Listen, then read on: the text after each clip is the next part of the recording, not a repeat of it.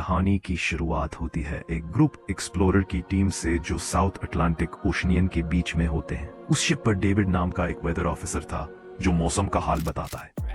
वो लोग एक ऐसे आइलैंड की तरफ जा रहे थे जो समंदर के बीचों बीच मौजूद था। सरकार ने डेविड को वहां इसलिए भेजा था ताकि वह उस आइलैंड के बदलते मौसम का ऑब्जर्वेशन कर सके। डेविड को लगभग 1 साल तक वहां रुकना था, मौसम का डाटा कलेक्ट करने के लिए। पूरा साल मौसम का डाटा कलेक्ट करने के बाद फिर उसे वापस लौट आना था। डेविड को साल भर का खाना और जरूरत पाक का सारा सामान दे दिया गया था। कई दिन के सफर के बाद आखिरकार वह आइलैंड तक पहुंच गए। वो लोग बोट की मदद से उस आइलैंड पर उतरे। यह आइलैंड पूरी तरह से वीरान था, जहां एक परिंदा भी दिखाई नहीं दे रहा था। उस आइलैंड पर एक लाइट हाउस और एक छोटा सा घर था जहां डेविड को रहना था, क्योंकि इससे पहले भी एक रॉबर्ट नाम का वेदर ऑफिसर यहां रहता था, लेकिन अब उसकी ड्यूटी का वक्त खत्म हो चुका था। उसने 1 साल तक अकेले उस आइलैंड पर रहकर मौसम का डाटा कलेक्ट किया। अब उसकी जगह डेविड यहां पूरा साल मौसम का डाटा कलेक्ट करने के लिए रहेगा और वह पुराना ऑफिसर रॉबर्ट शिप के साथ वापस चला जाएगा। लेकिन जब पूरी टीम ने घर को विजिट किया तो वह हैरान रह गए, क्योंकि वहां किसी भी इंसान का नामो निशान नहीं था। कमरे के अंदर पुराने ऑफिसर का सारा सामान यहाँ वहां बिखरा पड़ा था, जिसके बाद कैप्टन और डेविड ने सोचा कि शायद लाइट हाउस में कोई हो सकता है। कैप्टन और डेविड बिना वक्त गंवाए लाइट हाउस की तरफ बढ़ते हैं और वह सब वहां एक अजीब नजारा देखते हैं। वो देखते हैं कि पूरा लाइट हाउस तेज और नुकीले लकड़ियों से घिरा हुआ था, जैसे किसी ने जानबूझकर उसे बंद कर दिया हो ताकि कोई भी अंदर ना जा सके। जिसके बाद कैप्टन और डेविड ने लाइट हाउस का गेट कई बार नॉक किया, लेकिन अंदर से कोई रिस्पॉन्स नहीं मिला। आखिर में उन्होंने गेट को जोर से धक्का दिया और अंदर घुस गए। लाइट हाउस के अंदर उन्हें एक आदमी मिला जिसका नाम ग्रूनर था। जब उन्होंने ग्रूनर से पुराने वेदर ऑफिसर रॉबर्ट के बारे में पूछा तो उसने जवाब दिया कि वह तो मर गया है। वह समंदर की तरफ गया, लेकिन दोबारा कभी लौटकर वापस नहीं आया। ग्रूनर की बातें सुनकर डेविड और कैप्टन दोनों चौंक गए। ये सब सुनने के बाद कैप्टन ने डेविड से कहा, अगर तुम अब भी चाहो तो हमारे साथ वापस चल सकते हो। लेकिन डेविड ने वापस जाने से इनकार कर दिया। डेविड ने सोचा अगर वह सरकार को उस आइलैंड का एक्यूरेट वेदर रिपोर्ट दे पाया तो उसे काफी मोटी रकम मिल सकती है। जिसके बाद कैप्टन ने उसे एक गन दी खुद की प्रोटेक्शन के लिए, और कैप्टन ने डेविड से कहा कि यह जगह मुझे सेफ नहीं दिखाई दे रही, अपना ख्याल रखना। इसके बाद उसे वहीं पर छोड़कर वो सब वापस चल दिए और अब यह दोबारा वापस 1 साल बाद आएंगे। कैप्टन के जाने के बाद डेविड ने घर को थोड़ा सेटल किया, रहने के काबिल बनाया। रात होने के बाद उसे ड्रर में एक डायरी मिली जो पुराने वेदर ऑफिसर रॉबर्ट की थी। उस डायरी में आइलैंड के बारे में बहुत कुछ लिखा था। डायरी में एक मिस्टीरियस क्रिएचर के बारे में कुछ बातें लिखी गई थी, लेकिन सब कुछ साफ नहीं था। कुछ बातें अधूरी थी। डेविड हर लाइन को ध्यान से पढ़ता गया। उस डायरी में कुछ अजीब तरह के जानवरों के स्केचेस भी बने थे। डेविड को समझ नहीं आया उसने ऐसी पिक्चर्स क्यों बनाई थी। शायद वह अकेला था और टाइम पास के लिए ऐसा किया होगा। डायरी के एक पेज पर पुराने ऑफिसर के वाइफ की फोटो भी लगी थी। डेविड वह डायरी पढ़ते पढ़ते थक गया और धीरे धीरे उसकी आंख लग गई। अगली सुबह डेविड ने मौसम का डाटा कलेक्ट करना शुरू कर दिया, लेकिन समंदर के पास पहुंचते ही उसके कदम रुक गए। उसने देखा कि चट्टानों के बीच कुछ पत्थर अजीब तरीके से सजाए गए हैं और उनके बीच शेल्स रखे थे। अजीब से पैटर्न में डेविड ने सोचा शायद यह सब ग्रूनर ने किया है। वो यह सोचकर दोबारा अपने काम में लग गया। काम के दौरान जब उसने दूरबीन से लाइट हाउस की तरफ देखा तो उसे ग्रूनर के साथ एक और इंसान भी दिखाई दिया, लेकिन पलक झपकते ही वह गायब हो गया। डेविड ने दोबारा उसे देखने की कोशिश की, लेकिन फिर उसे लगा कि यह उसका वहम है। रात को डेविड अपने काम में बिजी था, तभी दरवाजे पर नॉक हुआ। उसे लगा कि शायद यह ग्रूनर है। डेविड ने उसका नाम पुकारा, लेकिन कोई जवाब नहीं मिला। हाथ में लैंप लेकर जैसे ही डेविड दरवाजे की तरफ बढ़ा तो उसके कानों में कुछ अजीब सी आवाजें गूंजने लगी, जो किसी इंसान की बिल्कुल भी नहीं थी। और फिर उसने देखा गेट के नीचे से किसी अजीबोगरीब क्रचर का हाथ अंदर आने की कोशिश कर रहा है। वो इंसान का हाथ बिल्कुल भी नहीं था। यह देखकर डेविड के पांव तले जमीन ही खिसक गई। वह तुरंत बेसमेंट की तरफ भागा और वहां जाकर छुप गया। कुछ ही देर में वो मिस्टीरियस क्रचर घर के अंदर घुस चुकी थी। वह छुप छुप कर डेविड को ढूंढ रही थी और डेविड बेसमेंट के एक छोटे से दरार से उसे देखने लगा। डेविड की हलचल से उस क्रिएचर ने डेविड को देख लिया, जिसके बाद वो क्रचर डेविड को मारने के लिए तेजी से उसकी तरफ भागा और दरार से उसे पकड़ने की कोशिश करने लगा। तो डेविड ने खुद को बचाने के लिए फौरन चाकू उठाकर उसकी आंख में दे मारा। वो क्रचर चीख के भाग गई और डेविड के दिमाग में यह बात कंफर्म हो गई कि जो डायरी में क्रचर के बारे में बात लिखी थी वह सच है। डर के मारे वो पूरी रात सो न सका। अगली सुबह जब डेविड घर से बाहर गया तो उसने रेत पर कुछ पैरों के निशान देखे जो किसी इंसान के बिल्कुल भी नहीं थे। वो निशान सीधे समंदर की तरफ जाकर खत्म हो गए। अब डेविड को सब समझ आ गया था कि क्यों ग्रूनर ने लाइट हाउस के चारों ओर नुकीली लकड़ियां लगाई है। अब डेविड जान गया कि अगर मैं इस घर में रहूंगा तो वो क्रचर मुझे कभी भी मार सकते हैं। डर के मारे डेविड लाइट हाउस की तरफ दौड़ता है और ग्रूनर को चिल्लाकर कहता है, गेट खोलो, मुझे अंदर आना है। लेकिन ग्रूनर उसे अंदर नहीं आने देता और कहता है, तुझे शिप के साथ लौट जाना चाहिए था। डेविड निराश होकर वापस लौटता है क्योंकि ग्रूनर उसे लाइट हाउस के करीब भी नहीं देखना चाहता था। वो उसके ऊपर पानी गिराकर उसे दूर जाने को कहता है। अब उसे खुद ही कुछ करना होगा। उसने घर की हर एक विंडो को लकड़ी से बंद कर दिया, चारों तरफ नुकीली लकड़ियों से घेरा बनाया और गेट के बाहर पुराने कागज और किताबें रखी। फिर उन पर तेल छिड़क दिया ताकि अगर वह क्रचर वापस आए तो उसे आग से डराकर भगाया जा सके। लेकिन एक बात थी जो डेविड अब तक नहीं जानता था और यह बात उसे आज रात पता चलने वाली थी। खुशकिस्मती से उसे घर के अंदर एक पुराना बॉक्स मिला। उस बॉक्स में एक गन थी और बहुत सारी बुलेट्स। यह देखकर उसे जिंदा रहने की थोड़ी सी उम्मीद मिली। जैसे जैसे सूरज ढलने लगा, डेविड के दिल में डर बढ़ने लगा। कुछ ही देर में चारों तरफ रात का अंधेरा छा गया। डेविड गन हाथ में लिए घर के एक कोने में चुपचाप बैठा था। उसकी दिल की धड़कनें तेज थीं। तभी एक अजीब आवाज सुनाई दी और जब डेविड ने खिड़की से छुपकर समंदर की तरफ देखा तो जैसे उसके पैरों के नीचे से जमीन ही खिसक गई। उसने देखा कि सिर्फ एक नहीं बल्कि पानी में से कई सारी वही अजीबोगरीब क्रिएचर्स उसकी तरफ बढ़ रही हैं। कुछ ही देर में वह सब इकट्ठा होकर कमरे का गेट तोड़ने की कोशिश करने लगे। डेविड ने तुरंत गोलियां चलानी शुरू की जिनमें से कुछ क्रिएचर्स गिरकर मर गए। डेविड को लगा कि गोली की आवाज सुनने के बाद वह डर कर भाग जाएंगे, लेकिन अपने साथियों को मरता हुआ देखकर वो और भी ज्यादा गुस्सा हो गए। तब डेविड प्लान भी अपनाते हुए गेट के बाहर रखे कागजों और पुरानी किताबों को आग लगा देता है। आग देखकर वो क्रिएचर्स डर के मारे वापस समंदर में लौट गए। लेकिन अब वही आग डेविड के घर तक पहुंच चुकी थी। घर के दरवाजे ने आग पकड़ ली और धीरे धीरे फैलने लगी क्योंकि पूरा घर लकड़ी का बना हुआ था। डेविड ने तुरंत एक चादर में खुद को लपेटकर अपनी जान बचाई और बाहर निकलकर लाइट हाउस के पास एक बड़े पत्थर के पीछे छुप गया। क्रीचर्स को शूट करते वक्त डेविड के हाथ में काफी गहरी चोट भी आई। तभी अचानक तेज बारिश शुरू हो गई। आग धीरे धीरे बुझने लगी, लेकिन पूरी रात की बारिश के बाद भी सुबह तक डेविड अपना घर नहीं बचा पाया। पूरा घर जलकर लगभग राख हो चुका था। अब अगर डेविड को जिंदा रहना है तो उसे लाइट हाउस में पनाह लेनी होगी। उसने अपनी राइफल उठाई और लाइट हाउस के पास के पत्थरों के बीच छुप गया और इंतजार करने लगा कि कब ग्रूनर पानी भरने आएगा। जब ग्रूनर पानी भरने के लिए लाइट हाउस से बाहर निकला तो डेविड उसके पीछे चल दिया। लेकिन तभी अचानक एक अजीब सा क्रिएचर जो ग्रूनर के पास ही था, उसने डेविड पर हमला कर दिया। लेकिन किसी तरह करके डेविड ने उसे काबू कर लिया। वह क्रिएचर ग्रूनर का रक्षक था। जब वह उसे शूट करने वाला था तो ग्रूनर ने तुरंत डेविड को रोका और कहा, रुक जाओ, ये मेरा पालतू है। डेविड ने गोली नहीं चलाई और मौके का फायदा उठाते हुए उसने ग्रूनर के साथ एक शर्त रखी, अगर इस क्रिएचर को जिंदा रखना है तो मुझे लाइट हाउस में रहने दिया जाए, नहीं तो मैं इसे मार दूंगा। जिसके बाद ग्रूनर ने हाँ कर दी क्योंकि डेविड के पास ढेर सारा खाना और गन पाउडर था। शाम होने से पहले दोनों बचा हुआ खाना लेकर लाइट हाउस लौट आए और वह दोनों आराम से सो गए। अगली सुबह वो क्रिएचर चुपचाप डेविड का हाथ चाट रहा था। जब डेविड नींद से जागा तो उसने देखा कि इस क्रिएचर के चाटने की वजह से उसका हाथ पूरी तरह से ठीक हो चुका है। यह सब देखकर डेविड हैरान हुआ। डेविड अब ग्रूनर से इस क्रिएचर के बारे में और जानना चाहता था और फिर यह सब दुनिया के सामने लाना चाहता था क्योंकि यह किसी जादू से कम नहीं था। डेविड ने सोचा, अगर इस क्रिएचर का राज दुनिया के सामने हम लाते हैं तो डेविड और ग्रूनर दोनों बहुत सारा पैसा और नाम कमा लेंगे। लेकिन ग्रूनर को यह सब नहीं चाहिए था। वह इस आइलैंड से कहीं नहीं जाना चाहता था। ग्रूनर का अब इस दुनिया में कोई नहीं बचा था। उसके लिए यह आइलैंड परफेक्ट था, जहां वह अपने आप को एक किंग समझता था और अपनी मर्जी का मालिक। इसी वजह से उसने आइलैंड के कई हिस्सों में लिख दिया था, ग्रूनर यहाँ का बादशाह है। लेकिन डेविड को यह समझ नहीं आ रहा था कि यह अजीब सी क्रिएचर ग्रूनर की फालतू कैसे बनी। तो ग्रूनर ने बताया कि एक बार ग्रूनर ने उसकी जान बचाई थी। वो गलती से उसके फिशिंग नेट में फंस गई थी। तब ये क्रिएचर छोटी थी और उस दिन के बाद से वह ग्रूनर के साथ ही रह गई। उसकी हर बात माननी शुरू कर दी। लेकिन ग्रूनर एक सख्त इंसान था। वो इस क्रिएचर के साथ बहुत बुरा बर्ताव करता था।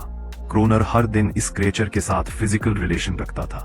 ग्रूनर ने बताया कि एक बार इस क्रिएचर ने मुझ पर हमला भी किया था और उसके बदले में ग्रूनर ने उसे ऐसी सजा दी कि उस सजा के बाद वो क्रिएचर अपने आप को ग्रूनर की गुलाम समझने लगी। आप सब भी समझ गए होंगे कि हर रात वो क्रिएचर समुद्र से बाहर क्यों आते हैं। वो सभी इसलिए आते हैं ताकि अपने साथी को ग्रूनर से छुड़ाकर वापस ले जाए। लेकिन ग्रूनर ऐसा नहीं होने देता। वो क्रिएचर्स दिन के उजाले में अटैक नहीं कर सकते क्योंकि सूरज की रोशनी उनकी स्किन जला देती है। डेविड अब यहाँ और नहीं रहना चाहता था। वो किसी तरह से आइलैंड से अपनी जान छुड़ाना चाहता था। खैर शाम होने लगी और क्रोनर ने उससे कहा, गन लेकर रेडी हो जाओ क्योंकि वो क्रिएचर्स कभी भी हमला कर सकते हैं। वो लाइट हाउस की लाइट ऑन करने के लिए तैयार हो गए और कुछ ही देर में समुद्र से बड़ी संख्या में क्रिएचर्स निकलकर बाहर आ गए। वो लाइट हाउस की तरफ बढ़ते जा रहे थे। क्रोनर उन पर लगातार फायर करता जा रहा था, लेकिन डेविड पूरी तरह से डर गया था। वो लाइट हाउस के अंदर की तरफ आने लगा। क्रोनर के बार बार कहने के बावजूद वो बस एक कोने में चुपचाप बैठा रहा और कुछ ही देर में डेविड बेहोश हो गया। क्रोनर पूरी रात अकेला इन क्रिएचर से लड़ता रहा। अगली सुबह क्रोनर ने गुस्से में डेविड के मुंह पर पानी डालकर उसे उठाया और कहा, अगर तुम्हें जिंदा रहना है तो इनकी जान लेनी होगी, नहीं तो तुम्हें लाइट हाउस से निकाल दिया जाएगा और तुम्हें मेरी हर बात माननी होगी। रोजाना पानी भर कर लाना, लाइट हाउस के छोटे बड़े काम करना और रात को मेरे साथ गार्ड ड्यूटी भी करनी होगी। अब डेविड के पास दूसरा कोई ऑप्शन नहीं था। इसी वजह से यह सब करना उसकी मजबूरी बन गया। डेविड अब क्रोनर की हर बात मानने लगा, लेकिन एक चीज थी जो उसे बिल्कुल भी पसंद नहीं आई। वो यह थी कि हर रोज उस फीमेल क्रिएचर को अलग अलग तरीकों से फिजिकली टॉर्चर करना। रात होती है, दोनों फिर से गार्ड ड्यूटी के लिए तैयार हो जाते हैं और एक बार फिर वो क्रचर समुद्र से निकलकर बाहर आते हैं। लेकिन आज डेविड को डर नहीं लग रहा था। उसने क्रचर पर फायरिंग शुरू की, मगर आज क्रोनर कुछ भी नहीं कर रहा था। वो डेविड को बाहर छोड़कर लाइट हाउस का गेट बंद कर देता है और खुद चुपचाप अंदर बैठ जाता है ताकि डेविड खुद सीख सके कि इन क्रिएचर से कैसे लड़ा जाता है।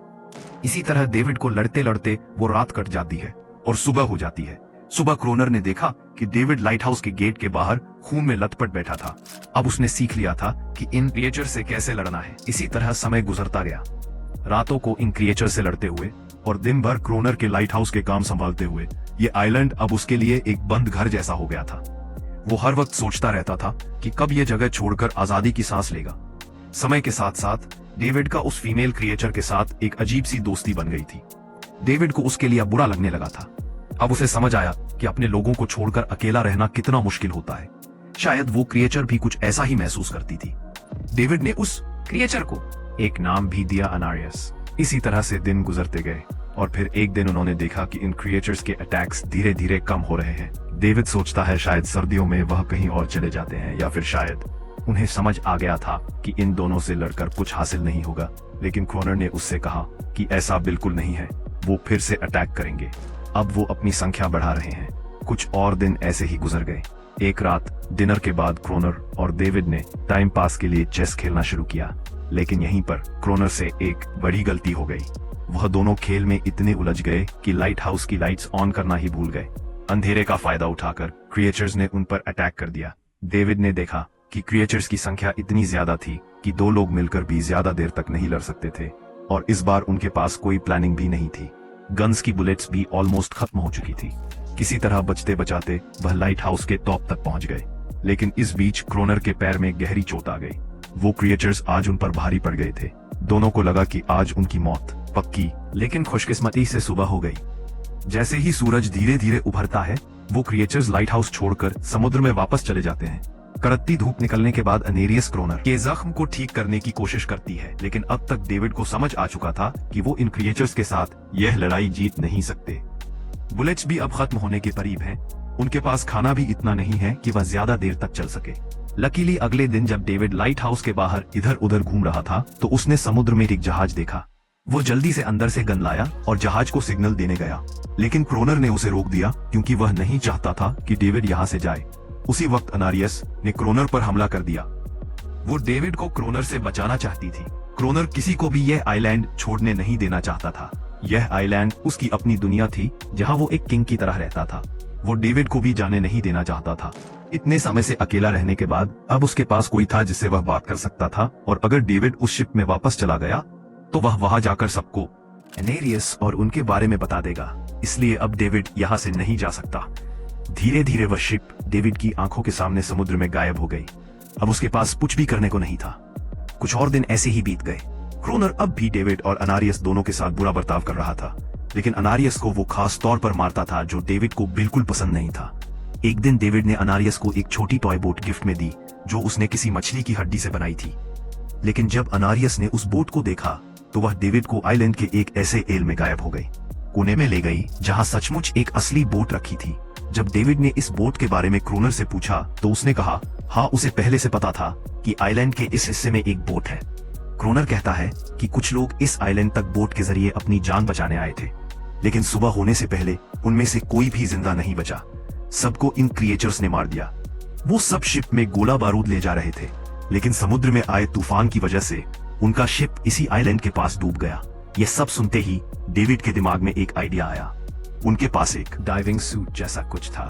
डेविड ने कहा कि अगर हम दोनों में से कोई उस सूट को पहनकर समुद्र के उस हिस्से में जाए जहां वह शिप डूबी थी, तो हो सकता है उन्हें कुछ बुलेट्स या डायनामाइट मिल जाए, जिससे इन क्रीचर्स से लड़ना आसान हो जाए। लेकिन क्रोनर ने इस बात को मानने से इनकार कर दिया। पर डेविड अपनी जान को खतरे में डालकर यह काम करने को तैयार था। कुछ और दिन ऐसे ही गुजर गए। डेविड और अनारियस के बीच एक गहरा कनेक्शन बन गया। डेविड उसे पसंद करने लगा था। इन दोनों को रोमांस करते हुए यह सब क्रोनर ने चुपके से देख लिया। क्रोनर को लगा कि अनारियस उसे छीन जाएगी, इसलिए डेविड को रास्ते से हटाना पड़ेगा। अगले दिन क्रोनर खुद डेविड की बात मानने को तैयार हो जाता है। वो डेविड से कहता है, ठीक है, तुम सूट पहनकर नीचे पानी में जाओगे और वहां ढेर सारा RDX कलेक्ट करोगे, फिर मैं तुम्हें बोट से ऊपर की तरफ खींच लूंगा। लेकिन क्रोनर का असली इरादा कुछ और ही था। वो चाहता था कि डेविड उसकी मदद से समुद्र के नीचे रखे डायनामाइट के बॉक्सेस वापस सरफेस तक ले आए और उसके बाद उसे वहीं समुद्र में अकेला छोड़ दे, ताकि वह क्रीचर्स उसे मार दे। इस तरह डायनामाइट भी उसके पास आ जाएगा। अनारियास फिर से उसकी गुलाम बन जाएगी। वो दोनों बोट में बैठकर उस जगह पहुंच गए जहां शिप पानी में डूबा था। डेविड ने डाइविंग सूट पहना और समंदर के नीचे उतर गया। नीचे जाने के बाद डेविड ने देखा कि शिप पूरी तरह तबाह हो चुकी है, लेकिन उसकी किस्मत अच्छी थी कि उसे कुछ डायनामाइट के बॉक्स मिल गए। लेकिन तभी अचानक कुछ क्रिएचर उसके सामने आ गए। क्रिएचर्स को देखते ही डेविड घबरा गया और नीचे गिर पड़ा। वो ड्राइविंग सूट इतना भारी था कि वह हिल भी नहीं पा रहा था और डेविड क्रोनर को ऊपर सिग्नल भी नहीं भेज पाया। क्रोनर को लगा कि शायद वह क्रिएचर्स डेविड को मार चुके हैं, लेकिन असल में वह तो सिर्फ 2 छोटे बच्चे थे। डेविड ने जैसे तैसे करके अपना डाइविंग सूट वहीं छोड़ दिया और ऊपर सतह तक खुद को पहुंचाया। उन्हें वहां कुछ पुराने बॉक्स मिले जिनमें डायनामाइट था। इसके बाद ये दोनों काम पर लग गए। उन्होंने लाइट हाउस के आसपास 2 लेयर्स में डायनामाइट बिछा दिया, ताकि जब अगला हमला हो तो वे मॉन्स्टर्स को एक ही बार में खत्म कर सके। कुछ महीने बीत गए और बर्फबारी का मौसम आया, लेकिन एक बार फिर वो क्रिएचर्स गायब हो गए। अचानक से अटैक बंद हो चुके थे, जैसे क्रिएचर्स को खबर मिल गई हो कि उनके लिए जाल बिछाया गया है, इसीलिए अब वो अटैक नहीं कर रहे थे। क्रोनर को लगा कि शायद एनारियास ने उन क्रिएचर्स को खबरदार कर दिया है, जिसकी वजह से वो एनारियास पर जुल्म करने लगा, लेकिन डेविड ने उसे रोक लिया। आखिर में दोनों ने मिलकर एक नया प्लान बनाया, लाइट हाउस का मेन गेट खुला छोड़ने का, ताकि जैसे ही वह क्रिएचर्स पास आए डायनामाइट से उन सबको उड़ा दिया जाए। डेविड ने चालाकी से काम लेते हुए एनारियास को लाइट हाउस के टॉप पर चीखने को कहा। एनरिस की आवाज सुनते ही सभी क्रिएचर्स गुस्से से भड़क उठे। क्रिएचर्स ने जब देखा कि लाइट हाउस का मेन गेट खुला हुआ है तो उन्हें लगा कि यह अच्छा मौका है एनारियास को छुड़ाने का, लेकिन असल में यह उनके लिए एक चाल थी। कुछ ही देर में वह क्रिएचर समंदर से बाहर निकलने लगे। वे सीधे मेन गेट की तरफ बढ़े और अंदर घुसते ही डेविड पर हमला कर दिया। डेविड भी हिम्मत दिखाता है और क्रिएचर से जान छुड़ा लेता है। जैसे ही वह सभी क्रिएचर्स लाइट हाउस के पास पहुंच जाते हैं तो क्रोनर डायनामाइट का लीवर दबा देता है, लेकिन ब्लास्ट नहीं होता। असल में डेविड ने उसका कनेक्शन खोल दिया था और क्रोनर उसे दोबारा लगाना भूल गया था।